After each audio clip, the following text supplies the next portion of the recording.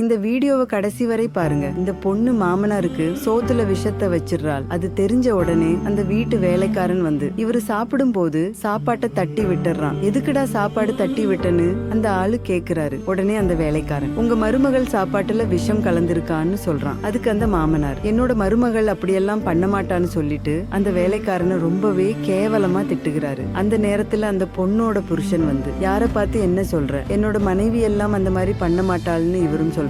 அப்போ இந்த வேலைக்காரன், அவங்க விஷம் கலந்ததை நான் என்னோட 2 கண்ணால பார்த்தேன்னு சொல்றாரு. உடனே அந்த பொண்ணு, இவன் பொய் சொல்றான், நம்ம அண்ணன் அந்த மாதிரி எதுவும் பண்ணலன்னு சொல்லி சமாளிக்கிறான். உடனே அந்த வேலைக்காரன், இவங்க விஷம் கலக்கலனா இந்த சாப்பாட்டை அவங்கள சாப்பிட சொல்லுங்கன்னு சொல்றான். உடனே இந்த பொண்ணு பயந்துகிட்டு, நீ யாரு என் மேல பழி போடுறதுக்கு, உனக்கு இந்த வீட்டுல என்ன வேலை, முதல்ல வீட்டை விட்டு வெளியே போ, அவரு என்னோட மாமனார், அவரை எப்படி நான் சாகடிக்கணும்னு நினைப்பேன்னு சொல்றாரு. உடனே அந்த பொண்ணோட புருஷன் வந்து சாப்பாட்டை எடுத்து தன்னோட மனைவிக்கு ஊட்டி விடுறாரு. ஆனா அந்த பொண்ணு சாப்பாட்டை கீழே தட்டி விட்டுறாரு. இப்பதாங்க தெரிய வருது, இந்த பொண்ணுக்கு கிச்சன்ல சாப்பாட்டுல விஷம் கலந்தது இந்த வேலைக்காரன் பார்த்து இருக்கான். உண்மையெல்லாம் தெரிஞ்சதுக்கு அப்புறம் இந்த பொண்ணோட புருஷன், நீ எல்லாம் ஒரு பொம்பளை ஆடி என்னோட அப்பாவையே சாகடிக்கணும்னு நினைச்சிருக்க, அப்படி என்ன அவரு உனக்கு துரோகம் பண்ணாருன்னு கேக்குறாரு. உடனே இந்த பொண்ணு, இவரை என்னால எல்லாம் பாத்துக்க முடியாது, இவருக்கு அடிமையா வேலை செய்யதான் நான் இந்த வீட்டுக்கு கல்யாணம் பண்ணிக்கிட்டு வந்தனா, துணி துவைக்கணும், இவருக்கு காப்பி போட்டு கொடுக்கணும், இவர் குளிக்கிறதுக்கு சுடு தண்ணி வைக்கணும், நான் என்ன மருமகளா